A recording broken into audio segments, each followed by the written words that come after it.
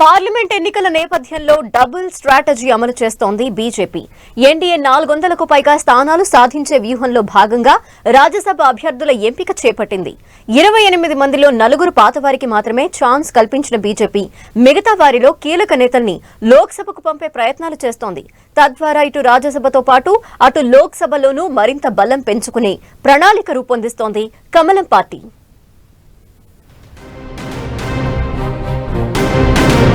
రాజ్యసభ అభ్యర్థుల ఎంపిక విషయంలో భారతీయ జనతా పార్టీ ఆచితూచి వ్యవహరించినట్లు తెలుస్తోంది. మొత్తం 28 మంది బీజేపీ రాజ్యసభ సభ్యులు పదవీ విరమణ చేయనుండగా అందులో 4 పాతవారికి మాత్రమే అవకాశం కల్పించింది. ఇక కేంద్ర మంత్రులుగా ఉన్న 2 మాత్రమే రాజ్యసభకు నామినేట్ చేశారు. బీజేపీ జాతీయ అధ్యక్షుడు జేపీ నడ్డా, పార్టీ జాతీయ అధికార ప్రతినిధి సుధాంశు త్రివేదికి మరోసారి అవకాశం కల్పించారు. బీజేపీకి చెందిన 9 మంది రాజ్యసభ సభ్యులు కేంద్ర మంత్రులుగా బాధ్యతలు నిర్వర్తిస్తున్నారు. ఇందులో కేవలం 2 మాత్రమే రాజ్యసభ సభ్యులుగా ఈసారి అవకాశం కల్పించింది అధిష్టానం. కేంద్ర మంత్రులు అశ్విని వైష్ణవ్, ఎల్ మురుగన్ను మరోసారి పెద్దల సభకు నామినేట్ చేసింది బీజేపీ.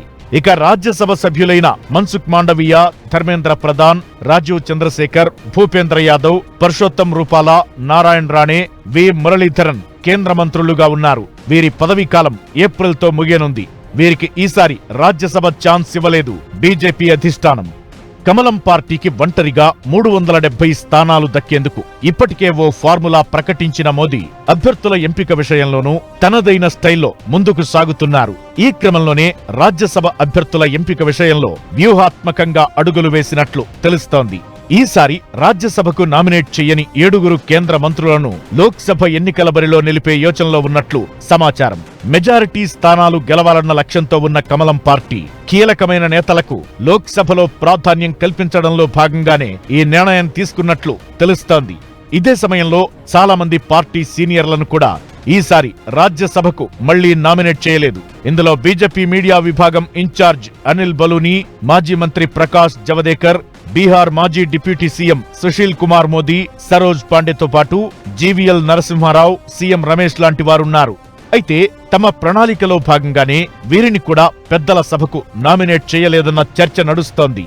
ఓవైపు పెద్దల సభలో కొత్త వారికి ప్రాధాన్యం ఇవ్వడంతో పాటు మరోవైపు సీనియర్లను లోక్సభకు పోటీ చేయించడం ద్వారా సీట్ల సంఖ్య పెంచుకోవచ్చని భావిస్తోంది బీజేపీ. ఇందులో భాగంగానే సీనియర్ నేతలను కూడా లోక్సభ బరిలో నిలిపే అవకాశాలున్నాయన్న చర్చ సాగుతోంది.